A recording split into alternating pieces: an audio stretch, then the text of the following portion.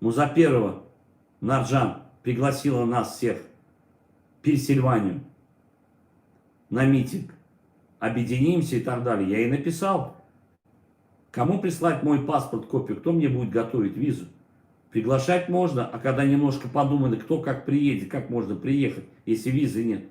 А потом сказать, вы знаете, мы их приглашали, они не приехали. Очень хорошо. Прямо можно аплодировать. Приезжайте, мы вам билеты оплатим, дорогу оплатим, отель оплатим, присоединяйтесь, сядем за стол переговоров. А потом говорит, вы же приглашали, а их нету. Они же не думают, что надо визу сделать, приглашение. Поэтому я заранее побеспокоился. Ни ответа, ни привета. Вторые сутки уже идут. Уважаемая Нарджан Музаперова, так вы ответьте тогда в прямом эфире, почему вы не можете мои визы сделать. Вы же ко всем обратились, сказать, давайте успокоимся, ругаться не будем, давайте присоединимся.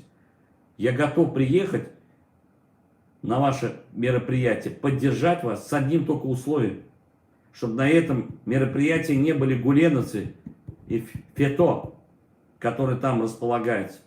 Так вы тоже подумайте, что вас тоже не использовали в этих мероприятиях, для того, чтобы потом это показать, что там при этих митингах были участники, кто лояльно относится или поддерживает это движение, чтобы потом нашим гражданам в России, Туркменистане были проблемы. Скажут, ну ваши граждане с ФЕТО общаются, ваши граждане ругают президента Турции, власть Турции, и мы вас должны поддерживать.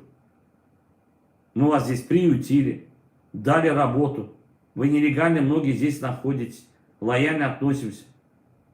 А вы тем временем, ваши соотечественники, в Пенсильвании вместе с ФЕТО, возможно, я не говорю, не дай бог, проводят мероприятия и кричат, орут свободу Нурсултан Тагановой, которая удерживает турецкая власть. Она не удержит, она законно ее держит. Если она нарушила закон, почему ее должна отпустить?